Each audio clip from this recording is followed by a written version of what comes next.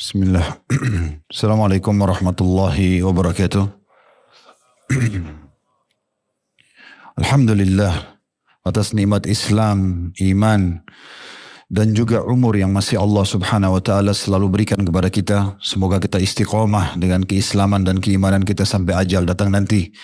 Sehingga memang kita akan mendapatkan apa yang telah Allah janjikan dari kebahagiaan di dunia dan dipenuhi kebutuhan, serta juga akan masuk ke dalam surga yang abadi di akhirat sana.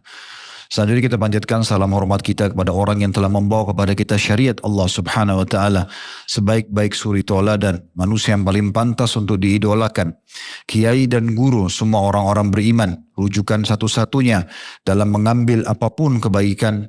Dia adalah Nabi besar Muhammad sallallahu alaihi wa alihi wa sahbihi wasallam, sebagaimana Allah telah perintahkan untuk mengucapkan salam hormat kepada beliau. Seperti biasa di pekan pertama, pekan kedua kita akan membahas lanjutan dosa-dosa besar. Semoga Allah subhanahu wa ta'ala tentunya menyelamatkan kita dari semuanya. Karena sudah sering kita ingatkan, dosa atau bahasa lainnya adalah pelanggaran-pelanggaran itu akan sangat dekat dengan hukuman. Dan sangat jarang ada pelanggaran yang tidak dikenaikan hukuman.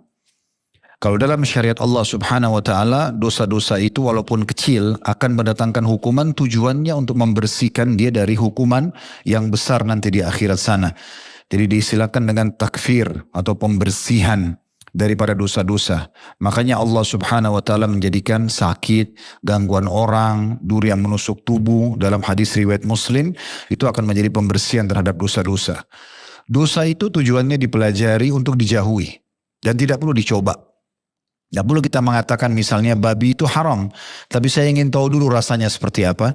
Khamar itu haram. Bagaimana sih sebenarnya orang kalau minum khamar, lalu kemudian kenapa, agar saya tahu kenapa diharamkan misalnya. Atau selanjutnya, apa saja zina, menipu, riba dan segala macam. Karena pasti akan ada konsekuensi hukuman. Bahkan kalau kita baca dalam bahasan tazkiyatun nafs, pensucian jiwa, para ulama salaf itu sangat hati-hati dari dosa-dosa kecil apalagi dosa besar. Karena mereka tahu itu akan ada konsekuensi hukuman. Dan hukuman yang paling berat dari pelanggar-pelanggar dosa adalah dijauhkannya dia dari rahmat Allah subhanahu wa ta'ala. Jadi dia sudah tidak lagi bisa beribadah. Bahkan tidak ada dorongan dalam hati untuk beribadah. Itu hukuman yang paling berat. Hukuman yang ringan adalah hukuman fisik. Mungkin sakit, mungkin gangguan orang. Makanya orang yang datang kepada Hasan Basri mengatakan rahimahullah, saya sudah sekian tahun buat dosa, saya tidak melihat ada hukumannya. Bagi dia mungkin fisik. Maka Hasan Basri mengatakan rahimahullah, kau keliru. Bukankah selama ini kau belum bisa mengerjakan sholat malam? Orang itu mengatakan iya. Zikir, iya. Baca Quran, iya. Hampir semua kebaikan amal soleh yang disebutkan. Lalu dia mengatakan iya, memang saya tidak bisa melakukannya. Kata beliau, itulah hukuman yang paling berat yang Allah berikan kepada para pelaku maksiat.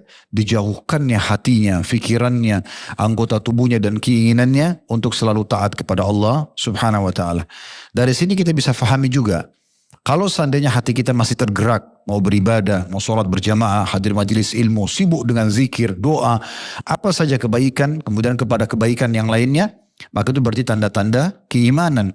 Kata Nabi SAW dalam sebuah hadis yang sahih, kalau Allah mencintai seorang hamba, Allah akan menggunakannya. Kata para sahabat, ya Rasulullah, bagaimana Allah menggunakan hambanya? Kata Nabi SAW, Allah akan sibukkan dia dengan amal-amal saleh yang dengannya Allah akan renggut nyawanya nanti. Atau Allah akan buat dia mati dalam keadaan husnul khatimah. Jadi kita pelajari dosa-dosa ini memang penting sekali agar kita menjauhinya. Walaupun sebenarnya kita juga sangat ditekankan dalam agama untuk mempelajari keutamaan-keutamaan amal. Kalau bertemu antara mana yang harus saya pelajari, mempelajari keutamaan sebuah amal, amal saleh, perintah dalam mengerjakan baik itu wajib ataupun sunnah, mengerjakan amal saleh, mana yang didahulukan itu, atau saya membaca ancaman-ancaman terhadap dosa-dosa? Tentu jawaban kita didahulukan untuk mempelajari keutamaan. Kalau seandainya antum mau sholat, baru mau sholat, mana yang harus saya dahulukan? Saya baca dalil tentang apa yang saya dapatkan kalau sholat, atau saya membaca saya dihukum apa kalau saya tidak sholat? Maka jawabannya kita pelajari tentang apa yang kita dapatkan. Karena jiwa itu lebih cenderung kepada janji-janji positif. Makanya kita kalau kerja di kantor pun awal mendaftar pasti akan ditawarkan kalau Anda kerja di sini on time A, B, C, D semua syarat-syarat perusahaan dipenuhi, maka Anda akan mendapatkan ini dan itu, fasilitas semuanya. Nanti terakhir baru diberikan gambaran kalau Anda melanggar maka Anda akan kena ini dan itu. Ya. Jadi pelanggaran itu sebenarnya di nomor 2 kan, tetapi tidak kalah penting juga untuk dipelajari. Apalagi kalau seseorang di antara kita sudah punya jiwa yang cenderung pada dosa tertentu. Maka kami sarankan di saat itu baca ancamannya. Ada kecenderungan untuk melakukan perbuatan zina, riba, bohong atau apa saja. Maka baca ancamannya karena itu adalah tameng yang terkuat untuk kita tidak terjerumus dalam perbuatan dosa tersebut. Dan kita bisa mendapatkan salah satu substansial dari sabar, yaitu sabar dalam meninggalkan kemaksiatan. Karena sabar yang disebutkan dalam ayat Al-Quran, para malaikat akan masuk nanti ke istana-istana dan pintu-pintu gerbang ahli surga, dan semoga kita termasuk insya Allah, sambil mengatakan, ini adalah balasan bima sabartum. Ini balasan dari kesabaran kalian. Kata ulama, sabar dalam 3 hal. Sabar dalam mengerjakan ketaatan, sabar dalam meninggalkan dosa, dan sabar dalam ujian harian. Berarti substansinya adalah sabar terhadap maksiat. Itu termasuk hal yang mendasar. Jadi tidak kalah penting juga untuk dipelajari. Nah, kita mempelajari ini teman-teman sekalian dengan tujuan agar kita selamat darinya.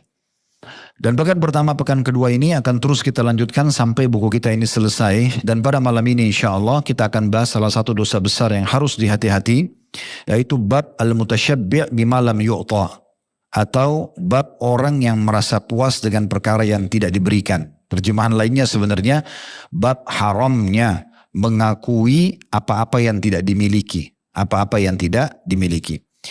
Hadis Bukhari Muslim sebagai landasan hukum, ada sebuah riwayat yang diangkat oleh penulis rahimahullah Syekh Muhammad At-Tamimi rahimahullah, yaitu riwayat tentang seorang wanita di masa Nabi SAW. Kebetulan karena dia hidup berpoligami, maka dikatakan annamra'atan qalat, bahwasanya ada seorang wanita berkata, ya Rasulullah, inna li dharrah.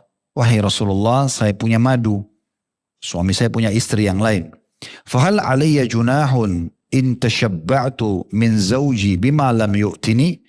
Apakah aku bersalah jika aku merasa puas dari suamiku dengan perkara yang tidak diberikan oleh suamiku kepadaku? Atau aku menceritakan kepada maduku, istri yang lain, kalau aku diberikan ini dan itu loh, padahal sebenarnya tidak diberikan. Hanya untuk menunjukkan pada istri yang lain kalau saya dilebihkan. Maka ini landasan awal sebab atau sababul wurud, sebab disebutkannya hadis. Kalau Al-Quran kan ada sababun nuzul, sebab turunnya ayat. Nah, kalau hadis itu sababul wurud. Sebab urutnya, sebab disebutkan hadis yang akan menjadi inti bahasan kita karena kejadian perempuan ini bertanya. Lalu Nabi SAW mengatakan dalam hadisnya, al-mutasyabbi'u bima lam yu'ta kalabisi thawbai zur. Kata Nabi SAW, orang yang merasa puas atau pura-pura menunjukkan ya pada perkara yang tidak diberikan kepadanya, dia tidak miliki sebenarnya, maka sama dosa dengan atau seperti ibaratnya menggunakan 2 pakaian kedustaan. Jadi dapat 2 dosa, dosa dusta sekaligus. Di sini ada 2 dusta ya, berdusta dengan tutur kata ya, dan juga apa yang dia sampaikan atau dia ceritakan pada orang lain, serta juga berdusta dengan sikapnya. Ya, sikapnya. Nanti akan kita jelaskan lebih panjang lebar masalah ini, walaupun hadis ini membahas tentang masalah poligami, tetapi atau awalnya sebab urut, tetapi inti bahasannya adalah potongan akhir hadis. Kita ambil dulu faedah dari hadis ini. Yang pertama, adanya hukum poligami dalam Islam, dan bagi orang yang belum bisa melakukannya tidak boleh, bahkan bisa masuk dalam bab haram kalau dia justru menghardik atau membenci syariat Allah Subhanahu wa taala. Apalagi kalau sampai dia menolak, mengatakan tidak ada hukum itu bisa kufur. Maka harus hati-hati. Kalau kita belum bisa melakukannya, kita tidak boleh menghardik dan menyalahkan orang yang melakukannya. Dan bagi orang yang sudah melakukannya, dia harus bisa mengontrol dirinya dengan keikhlasan karena Allah Subhanahu wa taala, bukan untuk berbangga-bangga atau ujub. Tidak ada orang yang melakukan poligami dengan ujub. Kamu berapa istrinya? Saya 2, saya 3, dia bangga-bangga. Ini mirip dengan orang yang menanyakan temannya, kamu sholat malam gak semalam? Saya sholat. Nah, tiba-tiba begitu. Berarti kan ada unsur riyanya, kan gitu. Kamu udah berapa bangun masjid? Saya udah bangun 3 loh, misal. Kurang lebih rasionalnya begitu. Jadi kita pun berpoligami bukan dengan tujuan untuk berbangga-bangga. Ya. Sehingga akhirnya selalu semua orang dibahasakan istri saya sekian. Untuk berbangga-bangga. Ini umumnya di lapangan tidak akan bisa bertahan. Tidak akan pernah bisa bertahan. Orang yang Allah berikan pertahanan dan akhirnya memberikan juga dia maksimal karena dia bisa menjalankan perintah Allah subhanahu wa ta'ala. Tentu ini bahasan tersendiri, bukan yang kita bahas pada malam ini. Karena ini bagian potongan awal hadis kena tersebutkan maka kita perlu sampaikan gitu ya. Dan orang dari saya katakan tadi, orang yang belum bisa melakukannya baik akhwat kita atau ikhwah kita, maka jangan menyalahkan hukum ini. Ini hukum Allah dari 1400 tahun yang lalu. Allah subhanahu wa ta'ala memerintahkan fankihu ma taba lakum minan nisa'i mathna wa thulatha wa ruba'. Nikahi wanita yang kalian inginkan 2, 3 dan 4. Fa in khiftum alla ta'dilu fawahida. Kalau kamu khawatir tidak bisa adil baru 1. Sampai Syekh bin Baz rahimahullah mengatakan dalam ayat ini hukum asalnya nikah adalah poligami. Tapi ini adalah pendapat. Dan ini adalah syarat-syarat, ada hukum tersendiri ya. Tidak boleh sembarangan orang melakukan poligami karena itu bab tertinggi dari bahasan kitab nikah ya. Jadi kalau pendidikan itu formal, mungkin ada SD, ada SMP, ada SMA, ada kuliah. Mungkin ini sudah pelajaran orang kuliah. Nggak bisa orang SD lalu tiba-tiba masuk ke kurikulum kuliah, dia tidak akan paham. Artinya mau langsung terjun bebas melakukan poligami hanya karena itu dibolehkan dalam agama tanpa tahu atau ada ilmunya. Itu bahaya. Seperti orang sholat tidak tahu syarat-syarat sholat, rukun-rukun sholat, wajibnya sholat. Dia tidak tahu. Kemudian dia main sholat saja. Bisa salah semua gerakannya. Dan orang bisa menilai negatif sholat karena kesalahan dia misalnya. Kan begitu. Nah itu yang terjadi di tengah-tengah masyarakat kita. Ini pelajaran penting untuk kita garis bawahi. Dan perlu kita tahu Nabi SAW berpoligami. Apakah Nabi salah? Para nabi-nabi umumnya berpoligami. Para nabi-nabi umumnya begitu. Nabi Ibrahim AS punya 2 orang istri. Ada Sarah dan Hajar gitu kan. Dan cukup banyak contoh-contoh masalah ini. Begitu juga dengan para sahabat. Begitu para tabi'in. Itu hal yang biasa bagi mereka. Semenjak umat Islam sudah banyak berkiblat dengan orang-orang non-muslim, akhirnya hukum ini mulai terlupakan gitu ya. Bahkan dijadikan sebagai sebuah bahan serangan. Maka harus hati-hati. Menyerang poligami berarti menyerang hukum Allah. Ini bahaya. Jadi kita bukan sedang menyerang pelakunya, tapi kita sedang menyerang penentu syariat itu sendiri. Ya, ini penting sekali untuk digarisbawahi. Pelajaran kedua dalam hadis, kalau seseorang sudah masuk dalam poligami misalnya, dia menjadi istri kedua, istri ketiga, maka dia harus mengetahui tugas dan kewajibannya berjalan seperti layaknya kalau dia juga monogami. Tetap dia harus melayani suaminya, tetap begini dan begitu. Dan salah satunya adalah tidak boleh dia menganggap istri yang lain ini adalah saingan dia, tanda kutip di sini ya. Saingannya negatif. Kalau saingan positif itu misalnya selalu menunjukkan yang terbaik. Dari penampilan yang terbaik, dari masakan yang terbaik, pelayanan yang terbaik untuk suami itu berbeda. Itu hal yang positif. Karena dia ingin menjadi istri yang terbaik, istri yang paling dicintai, itu boleh dalam Islam. Tetapi kalau dia datang kepada suaminya dengan cara menjelek-jelekan istri yang lain, ini semuanya dihardik dalam Islam. Ingat riwayat sahih bagaimana Nabi SAW pernah memarahi Aisyah karena dia menghardik dan mencibir Sofia. Karena Sofia dianggap saingannya, tanda kutip di sini. Lalu kemudian kata Aisyah, ya Rasulullah, cukup anda dari wanita pendek itu Yahudi, gitu kan? Sofia gitu. Maka Nabi SAW mengatakan, ya sungguh hai Aisyah, kau telah mengucapkan kata-kata yang kalau ditaruh di air lautan rusak air lautan itu. Artinya saking besarnya dosa itu. Nah saya pernah jelaskan teman-teman sekalian, kalau kita baca riwayat begini harus sampai tuntas. Yang menjadi hukum dalam hadits ini bukan cemburunya Aisyah. Bukan perkataan dia kepada Sofia. Tapi hukum nasihat Nabi kepadanya. Kan gitu. Sehingga jangan, oh Aisyah aja boleh cemburu dari riwayat ini. Keliru ini, bukan itu yang dilihat. Karena di situ Aisyah melakukan satu sikap, ditegur oleh Nabi. Teguran Nabi yang menjadi hukum. Gitu kan. Berarti di sini tidak boleh mencaci maki istri yang lain. Udah jadi diri sendiri aja. Allah subhanahu wa ta'ala memberikan kita kulit seperti ini, rambut seperti ini, mata seperti itulah Allah berikan perangkat kita. Itu bukan pilihan. Kita cuma tugasnya menungganginya dan bagaimana kita dengan percaya diri menikmati itu saja. Selesai. Allah subhanahu wa ta'ala akan memberikan kebaikan-kebaikan padanya gitu ya. Maka itu poin yang juga harus difahami dalam hal ini. Jadi tidak boleh dia masuk kerana menjatuhkan istri yang lain ya. Apalagi tadi disebutkan di sini dia pura-pura mengatakan ini loh, misalnya contoh dia beli jam tangan, dia mengatakan ini saya dibelikan loh oleh suami kita misal, padahal sebenarnya suami tidak lakukan. Ini kan nanti akan melahirkan pertengkaran antara suami dengan istri yang lainnya. Ini tidak boleh dalam Islam. Nanti akan kita jelaskan beberapa pendapat ulama berhubungan dengan masalah hadis ini. Kita baru mengorek faidah dulu dari hadis. Nanti akan kita jelaskan panjang lebar dengan syarah hadis insya Allah. Jadi ini termasuk ya yang dilarang. Dan ini semuanya sama ya. Tidak boleh sengaja mengirim sesuatu yang baru dibelikan oleh suami dengan niat untuk menyakiti hati istri yang lain. Bed cover kah, baju kah, apa saja, udah nggak usah. Atau diposting masa sekarang ya, sehingga akhirnya istri yang lain melihat dan merasa cemburu dan seterusnya. Ini semua tidak dibolehkan dalam Islam. Ini ada adab dalam masalah kehidupan poligami gitu ya. Dan tentu itu satu sisi seorang istri. Sisi yang lain suami juga memang harus berlaku adil.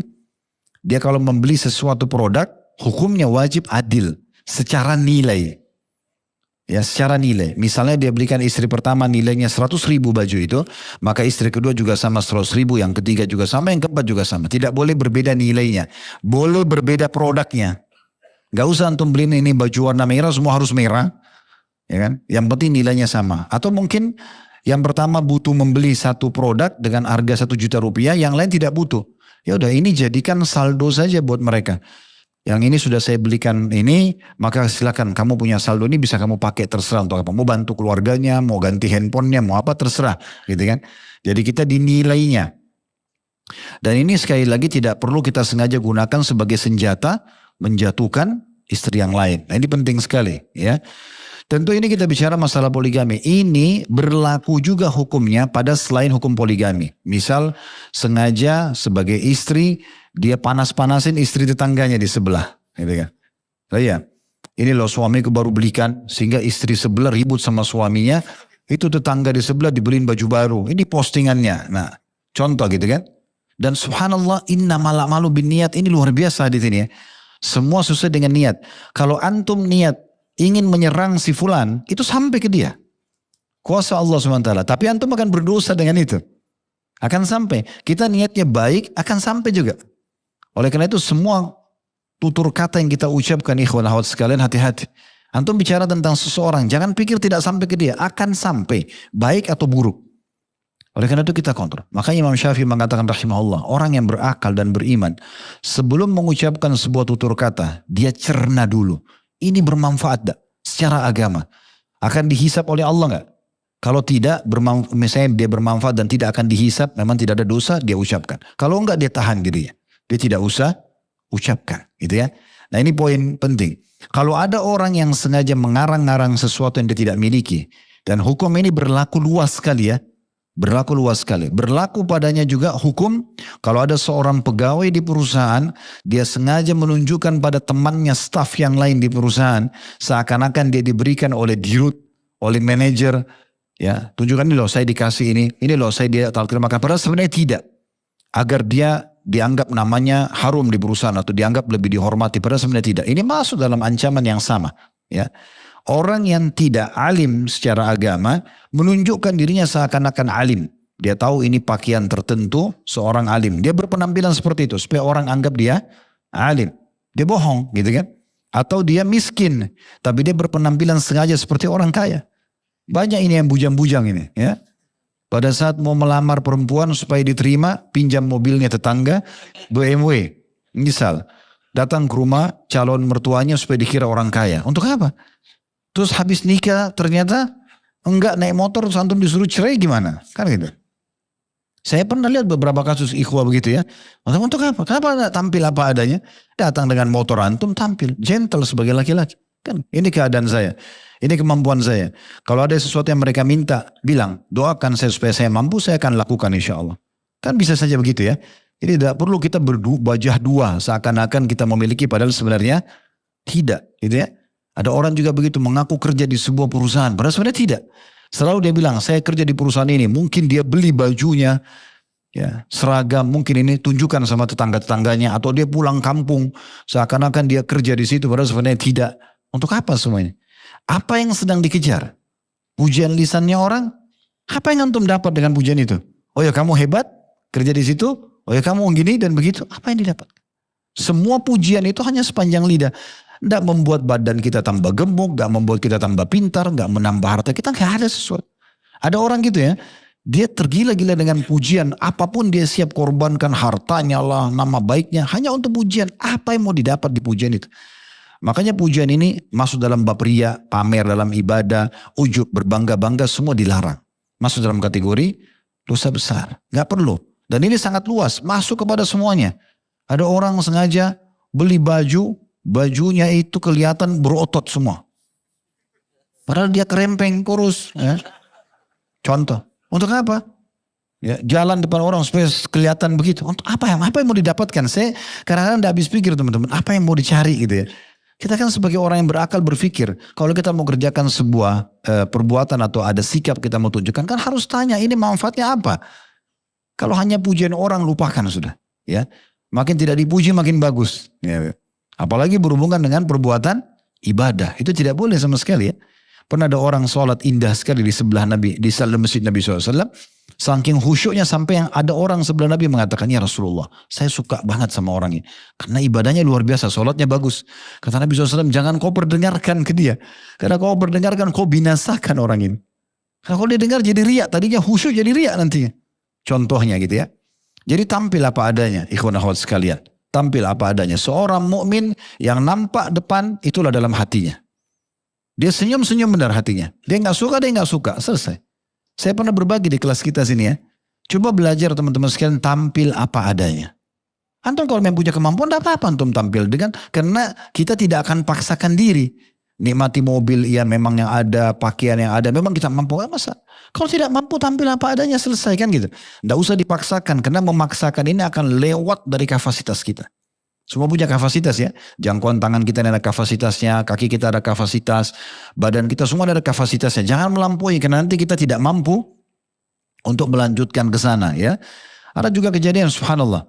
Ada akhwat supaya mau dilamar sama ikhwah, karena supaya orang ikhwah itu kebetulan faham agama, dia mengaku hafal kutubus sittah, hadis. Ini ribuan hadis ya. Ustadz itu aja belum tentu hafal hadis sebanyak itu. Tapi supaya dia dilamar, ini ajaib. Ya. Atau mengaku hafal 30 juz Al-Quran. Atau ini dan itu. Padahal sebenarnya tidak. Untuk apa semua ini? Gitu kan? Berapa juz hafal Al-Quran? Oh saya belum hafal. Satu juz pun belum hafal. Kenapa? Gak ada masalah. Saya cuma hafal Al-Ikhlas. Kenapa? Gentle aja kan gitu. Gak ada masalah. Jadi kalau antum sholat, antum ulangi Al-Ikhlas gak apa-apa.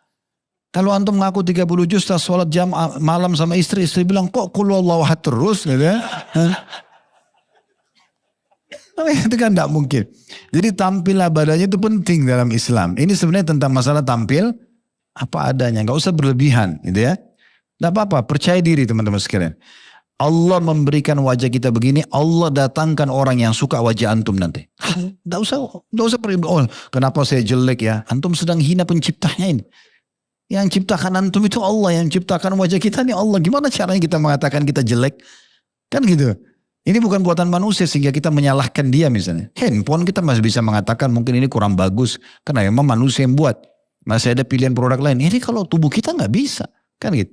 Ini penciptanya Allah subhanahu wa ta'ala. Jangan main-main dengan masalah itu. Ya. Kemudian faedah ketiga dari hadis adanya larangan untuk berdusta. Adalah larangan berdusta. Baik itu kurang lebih gambaran. Nanti akan kita lebih jelas membahas tentang masalah ketiga poin tersebut. Baik, kita akan mulai teman-teman sekalian dengan perkataan yang disampaikan oleh para ulama berhubungan dengan masalah hadis ini. Ada perkataan menarik dalam syarah hadis ini disebutkan oleh Syekh Abdul Muhsin Abbad hafizahullah. Ini salah satu ulama Masya Allah yang senior dan masih hidup sampai sekarang mengajar di Masjid Nabawi. Masih dari masa kami kuliah di sana sudah ngajar sampai sekarang masih ngajar. Anaknya pun menjadi ulama gitu kan. Profesor Abdul Razak Al-Abbad hafizahullah semuanya. Beliau mengatakan al-mutasyabbi bima lam yu'ta kalabisi thawbai zur. Makna daripada hadis ini, orang yang merasa puas, menunjukkan kepuasan atau seakan-akan memiliki sesuatu yang belum dia miliki atau tidak diberikan padanya sama dengan orang yang menggunakan 2 lembar pakaian kedustaan. Yakni anna kalamahu wa fi'lahu zur. Yang dimaksud dengan 2 kedustaan adalah karena perkataannya dan perbuatannya dua-duanya dusta. Dia dusta dengan perkataan sudah dosa.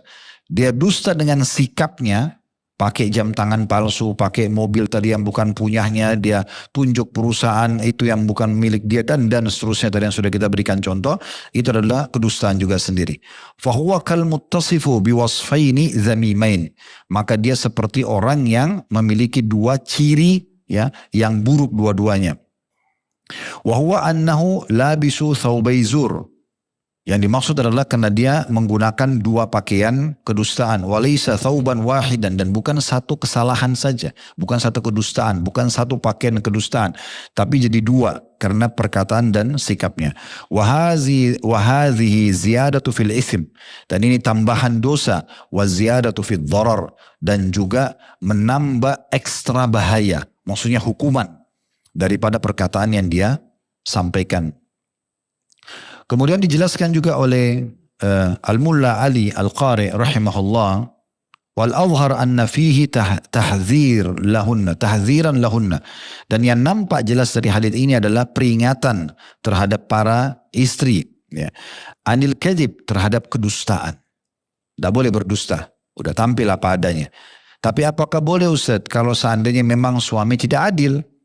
Si istri itu memang diberikan sementara saya tidak berikan. Bolehkah saya tutup hak saya? Boleh. Boleh, itu hak Anda. Karena dia wajib adil. Ya, dan kata Nabi SAW, seseorang yang dikaruniai dua orang istri dan dia tidak adil, di sini dalam mabitnya, kalau tidak ada, kalau akadnya belum ada, kalau mabit itu kayak nginap ya. Kalau akad misalnya saya cuma datang seminggu sekali, dia setuju, maka selesai. Tapi kalau tidak, maka semalam harus dijalankan. Dan yang kedua, kalau ini masih bisa nego. Kalau yang kedua masalah nafkah. Ini harus adil. Ini pemberian harta, gitu ya. Dikatakan di sini, dan yang nampak dari hadis adalah peringatan keras terhadap para istri yang melakukan poligami ini tentang kedustaan. Fa innahu yurithu fi hadzal maqami jam'an baina khasaratay din wad dunya. Karena dalam perkara ini dia menggabungkan dua kerugian sekaligus. Ini menurut Al-Qari, ya. Al-Mulla Ali Al-Qari rahimahullah, yang dimaksud dengan dua pakaian kedustaan adalah menggabungkan dua kerugian. Kerugian dunia, kerugian agama, ya, dan rusak agamanya, dan kerugian di akhirat. Ini juga termasuk makna daripada hadis. Syekh Utsaimin rahimahullah, ulama yang lain juga menjelaskan tentang masalah ini. Al-mutasyabbi', yang dimaksudkan dengan al-mutasyabbi', orang yang merasa puas atau berdusta tadi ya, huwa alladhi yudhiru syaba' wa laysa bisyab'an. Orang yang menunjukkan kalau dia kenyang, puas, tapi dia sebenarnya tidak puas. Ya. Wa ma'naha huna annahu yadhhar annahu hasala lahu fadila wa laysat hasil atau hasila.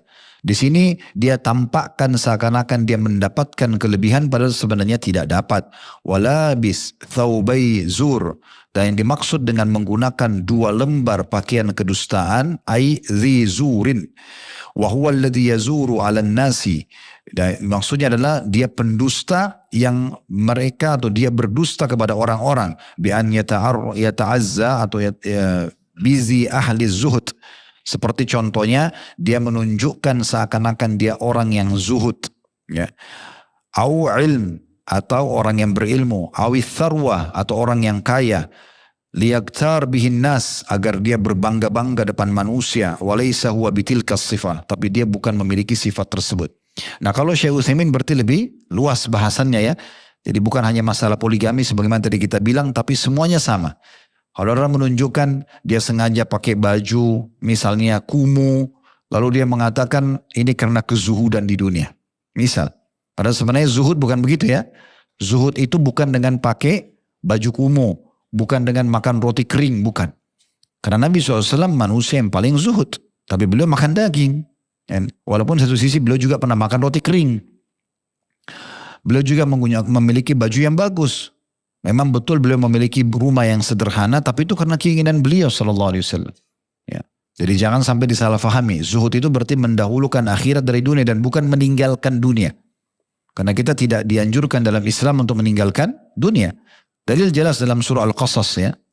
Allah SWT mengatakan wabtaghi fima ataka Allahu daral akhirah wa la tansa nasibaka minad dunya. Kejarlah apa yang Allah janjikan untukmu di akhirat dan jangan lupa bagianmu dari dunia, gitu kan?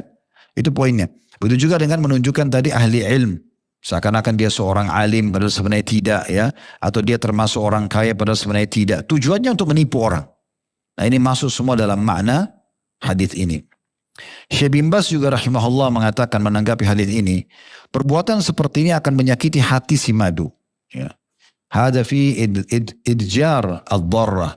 Membuat hadis ini madunya merasa tersakiti. Dan ini tidak boleh menyakiti hati seseorang muslim. Apalagi ini satu suami gitu kan. Maka ini tidak boleh menyakiti hati istri yang lain. Kemudian dikatakan demikian pula perbuatan ini termasuk berbangga dan akan menimbulkan sakit hati dan juga sombong. Ya. Wa fihi iftikharun minal mutashabbi'ah hasala bihi al-idjar wal iftikhar. Artinya ini nanti juga akan memunculkan sifat sombong dari orang yang berbangga-bangga ini ya. Selain menimbulkan sakit hati dari target dia. Ya, target dia. Dan kita tahu hadis Nabi SAW yang sahih, termasuk amal yang paling Allah cintai justru memasukkan kegembiraan dalam hati seorang muslim. Itu luar biasa kedudukannya ya. Jadi membuat dia senyum, membuat dia gembira, mungkin dengan tutur kata, dengan senyuman kita. Kata Nabi SAW, ya, walau an talqa akhaka bi wajhin talq, ya, la tahkiran minal ma'rufi syai', jangan kalian pelit-pelit dengan satu kebaikan walaupun sederhana, walaupun kalian harus bertemu dengan saudara kalian dalam kondisi wajah tersenyum misalnya. Kita disuruh buat seperti itu, memasukkan gembiraan dalam hati seorang, apalagi sampai kita memberikan hadiah. Idealnya harusnya mereka saling memberikan hadiah, mereka saling memuji kebaikan, ya. Kemudian mereka saling menasihatin kalau ada kemungkaran, itu yang harus terjadi, bukan malah sebaliknya. Maka kata beliau seperti itu. Dan juga lawan bicaranya fal mutashabbiha muftakhiratun wal ukhra mutjara ya. Dan orang-orang yang berbicara itu ya, dia termasuk mengganggu orang lain dan juga yang lain, dia menyakiti orang lain dan dia sombong di situ, sementara yang lainnya terkorbankan. Lianna hada idza wa kadhib fala yajuzu laha an taftakhira bi syai'in lam yaqa li zawjiha. Karena tidak boleh bagi dia tadi, perempuan ini, yang menceritakan seakan-akan dia dapat sesuatu yang dari suaminya padahal sebenarnya dia tidak mendapatkannya. Nah ini di antara syarah para ulama tentang masalah hadis yang tadi kita bahas. Tapi sudah kita jelaskan ya, sebenarnya lebih kepada tidak boleh kita tampil di luar daripada kapasitas kita, kemampuan kita, atau keadaan kita. Apa adanya, tampil ya. Belum berilmu, belajar. Belum kaya, bekerja gitu ya. Belum apa saja ya. Maka kita harusnya menunjukkan apa adanya. Dan tidak boleh kita tampil berbeda dengan apa yang selain itu. Juga tadi saya katakan dalam hadis ini juga diambil pelajaran. Ya. Yang ketiga tadi yaitu adanya larangan untuk berdusta. Ini tidak asing lagi ya. Bagaimana Allah Subhanahu wa taala berfirman di dalam Al-Qur'an ya, yang sangat masyhur ayatnya Qutilal kharrasun. Qutilal kharrasun artinya ya. Mohon maaf sebentar. Sungguh ya, binasalah atau terkutuklah orang-orang yang dusta secara umum. Dusta tidak boleh dalam segala hal. Nah di sini juga dalam hadis tadi ada singgungan tentang masalah dusta. Ini sudah pernah kita bahas. Kalau dalam bab dusta ini banyak sekali di dalam buku Syekh Muhammad rahimahullah ini ada banyak sekali penjelasan tentang masalah dusta itu. Banyak sekali bagian-bagiannya. Salah satunya adalah tadi berdusta dalam rumah tangga ini ya. Sehingga akhirnya jadi masalah buat dia. Tapi umumnya dalil melarang masalah itu.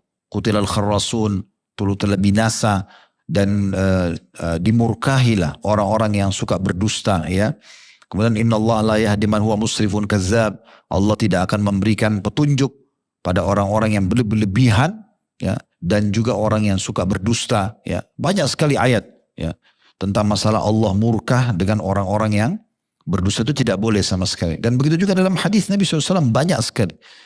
Dan tanda-tanda orang munafik 3, kalau dia berbicara dia berbohong, ya, kalau dia diberikan amanah dia berkhianat, kalau dia diberikan berjanji dia pungkiri, kalau dia berbicara dia berdusta, idza haddatsa kadzab wa idza wa'ada akhlaf, kalau dia berjanji dia memungkiri, wa idza tumina khan, kalau dia diberikan amanah dia berkhianat. Ini ciri-ciri orang munafik. Berarti orang beriman tidak boleh semuanya Ada, ya. Dan dalam sebuah athar yang masyhur, qulil haq walau kana mur, ucapkan kebenaran walaupun itu pahit. Ya, karena orang yang mengucapkan kebenaran di waktu itu akan selesai permasalahannya. Ya, walaupun pahit, tapi selesai masalahnya, gitu kan? Kalau dia berbohong maka akan terus membutuhkan bohong-bohong yang setelahnya. Tentu saya sering sampaikan ikhwan dan akhwat sekalian rahimakumullah, semua kita tidak luput dari kesalahan. Tapi majelis ilmu seperti ini tujuannya adalah membahas sekarang ke depan. Kita bukan membahas ke belakang. Kalau apa yang kita bahas kebetulan berkenaan dengan apa yang antum merasakan, maka jangan merasa ini disinggung. Ya. Seakan-akan kita sedang membahas antum pribadi, ini keliru. Ya. Karena pernah saya membahas di sini beberapa tema dosa besar, tiba-tiba ada yang kirim surat di kantor, Ustadz kemarin singgung saya kenal aja enggak, gitu kan. Saya enggak kenal, ya. Sampai 2-3 kali mengirim surat seakan-akan kita membahas dia. Sama sekali saya nggak kenal siapa orang ini. Kita sedang membahas hukum agama dan hukum ini sama. Kami sampaikan di sini atau disampaikan oleh ustadz lain. Atau di negara lain dengan bahasa apapun. Penjelasan dalilnya akan sama. Tidak ada sesuatu yang berbeda. Gitu. Jadi ini bukan sedang menyinggung siapapun. Tapi kita sedang membahas tentang masalah hukum agama. Begitu juga Nabi SAW mengingatkan kepada kita, alaikum bisidq. Hai sekalian muslim, hai pengikutku. Ya, saya kan Nabi SAW mengatakan begitu. Harus, wajib kalian jujur. Udah sampaikan apa? Jujur. Tadi saya bilang orang muslim, apa yang nampak itulah dia. Tidak ada sesuatu yang disamar-samar ya. Antum jangan enggak usah merasa enggak enak sama orang lalu kita, saya enggak enak jadi saya enggak bilang. Bilang. Sudah makan belum? Sudah, padahal lapar. Enggak, saya belum makan, memang lapar. Kenapa? Apa masalahnya? Gitu kan? Jadi kita apa adanya gitu. Ya, kita bahasakan apa adanya itu satu hal yang penting. Kata Nabi SAW, alaikum bisidq. Kalian wajib untuk jujur. Fa inna sidqa yahdi ilal bir. Karena kejujuran akan membawa pada semua kebaikan. Semua kebaikan. Makna kebaikan di sini bisa hubungan baik sama Allah dan hubungan baik dengan makhluk. Tidak ada orang yang tidak nyaman bergaul sama orang jujur kan? Karena setiap dia ngomong kita tahu dia benar. Kalau orang bohong kita susah. Yang mana kita nggak tahu kapan dia berkata benar, kapan dia berkata tidak. Di Saudi ada kejadian nyata. Ada seseorang kena sering bohong sama temannya. Dan dia sering niatnya kerjain temannya. Gitu kan. Satu waktu dia lagi berenang sama teman-temannya, tenggelam. Temannya kira dia bercanda. Padahal benar-benar dia tenggelam. Saya mati. Gak ada yang tolong karena dianggap dia bercanda. Karena seringnya bercanda gitu kan. Makanya teman-teman harus hati-hati, termasuk di sini saya ingin ingatkan, tidak usah buat kejutan-kejutan yang berbahaya bagi orang. Buat kaget orang, sengaja sembunyi sendalnya. Apalah, itu nggak perlu, dalam Islam tidak perlu begitu. Kenapa harus buat begitu? Kenapa nggak berbuat baik saja kepada orang? Malah kalau perlu sendalnya kita taruh di situ.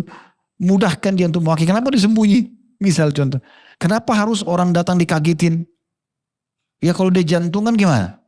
Kan gitu. Atau mungkin dia lagi ada masalah, mungkin dia lagi stres dengan sesuatu, itu kan menjadi masalah buat dia. Saya pernah sampaikan bagaimana Nabi SAW bahkan melarang secara jelas ya, tentang masalah tidak bolehnya seorang suami yang datang kepada istrinya di malam hari tanpa memberitahukannya. Baik itu karena mau memata-matainya, atau dia memang membuat kejutan. Dalam riwayat lain kata Nabi SAW, dia sebaiknya menyampaikan kalau dia akan datang agar si perempuan itu sempat memotong, menyisir rambutnya dan mencukur bulu kemaluannya. Dia dandan dulu kan gitu. Kan sebagai suami juga bagus kalau datang istrinya sudah siap melayani dia. Antum datang dari safar, udah ingin biologis. Rambutnya acak-acakan, belum sikat gigi. Ketiaknya bau, apalah. Kan jadi tidak mau orang nyentuh kan gitu. Tapi kalau kita sampaikan kan bagus. Enggak, saya mau buat kejutan buat istri saya. Atau saya mau tahu dia buat apa. Enggak boleh. Enggak boleh ya. Jangan sengaja antum menjebak-jebak supaya tahu orang ini selingkuh atau tidak. Enggak usah. Bukan tugas antum itu. Dia punya Tuhan yang mengawasi. Kan itu. Dan Allah sudah tugaskan malaikat mengawasi dia. Untuk apa kita yang urus campur itu? Enggak usah. Tugas kita menjadi suami dan jadi istri sampai ajal datang. Selesai. Kan gitu. Jadi enggak usah berlebihan. Lalu kata Nabi SAW, wa innal birra yahdi ilal jannah. Karena kebaikan akan membawa kepada surga. Jujur, bawa pada kebaikan, hubungan baik sama Allah, hubungan sama makhluk, dan itu akan membawa ke surga. Wa la yazalu rajulu yataharra bisidq hatta yuttaba indallahi siddiqa. Dan seseorang terus jujur Dijadikan sebagai pola dia, karakter dia sampai Allah catat sebagai orang yang jujur. Siddiq. Sudah tahu penghuni surga Firdaus tertinggi kan? Para nabi-nabi, para syuhada, para siddiq. Nah ini orang-orang yang jujur. Memang itu pola kita. Jujur semuanya. Ya. Kemudian juga beliau mengatakan wa iyyakum wal kadhib. Kalian harus wajib tinggalkan dusta. Ini Nabi SAW pesankan. Kenapa? Fa inal kadhiba yahdi ilal fujur. Karena bohong akan membawa pada kemaksiatan. Wa inal fujura yahdi ilan nar. Kemaksiatan akan membawa pada api neraka. Wala yazalu rajul yataharra bis-sidq hatta yuktaba indallahi siddiqa. Dan seseorang terus berdusta sampai dicatat di sisi Allah sebagai pendusta. Susah lagi dia perbaikin. Dan dalam sebuah hadis ini sebagai penutup tentunya, bagaimana Nabi SAW diperlihatkan pada saat beliau sedang Isra dan Mi'raj, ya. Banyak sekali jenis-jenis siksa kubur, siksa neraka yang diperlihatkan kepada beliau SAW. Salah satunya ada orang yang disobek hidungnya oleh malaikat, ya, dari hidung sampai ke tengkuknya. Mata dulu, dari mata sampai ke tengkuk, hidung sampai ke tengkuk, dan mulut sampai ke tengkuk. Dari dua-duanya, sobek semuanya. Ini seram sekali. Darahnya ngucur, dia disiksa luar biasa. Sampai Nabi SAW tanya, siapa orang ini? Tanya pada Jibril. Kata Nabi SAW, orang itu, kata Jibril AS, orang itu hai Muhammad adalah orang yang keluar dari rumahnya, dia berdusta, yang dusta itu tersebar di mana-mana. Dan tidak bisa lagi dia perbaikin. Tidak bisa dia perbaikin. Ya. Makanya teman-teman sebelum mengangkat sesuatu informasi di media, mau bicara pastikan itu benar gak? Pertama. Yang kedua, ada hubungan sama antum gak? Ya. Kalau gak ada hubungan sama antum ini gak usah ikut-ikut sebarin. Karena satu waktu kalau ternyata kita sudah sebarin, kita sudah masuk di situ, ternyata itu tidak benar. Gimana cara memperbaikinya? Ya. Sama juga masalah tabayun, cross check, ada hubungan sama antum enggak? Ya. Karena ada orang ikhwah datang kepada saya, Ustaz, ana mau tabayun. Tabayun apa? Apa yang antum mau tabayunin? Tabayun itu cross check kalau ada hubungan sama antum. Kalau enggak ada, untuk apa cross check? Semua orang mau ditabayun. Ini berapa banyak manusia yang mau tabayun, habis umurnya untuk itu. Kan gitu. Jadi nggak usah teman-teman sekalian. Hidup aja sederhana, jalankan syariat Allah SWT, jalankan ketaatan, tinggalkan kemaksiatan, antum meninggal masuk surga. Selesai. Simple saja kehidupan seperti itu. Jadi tampil apa adanya, itu bahasan kita malam ini, dan jangan pernah tunjukkan kedustaan. Allahu a'lam. Wadah benar dari Allah, wadah salah dari saya mohon dimaafkan. Subhanakallahumma bihamdika asyhadu an la ilaha illa anta astaghfiruka wa atubu ilaik. Wassalamualaikum warahmatullahi wabarakatuh.